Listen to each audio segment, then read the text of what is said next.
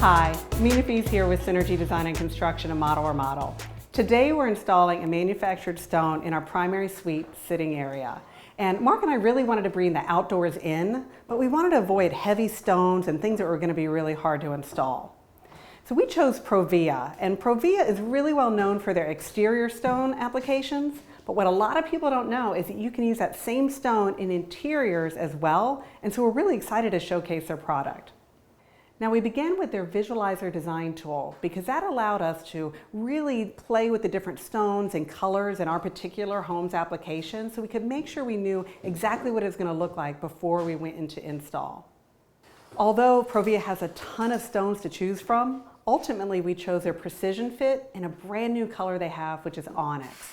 Now we chose PrecisionFit because it's got these like long linear stones and you don't have to have grout in between. So it really went with our modern aesthetic throughout our house and it was really a great fit for us. When we first removed the original brick fireplace surround, we were left with a really uneven surface to work with.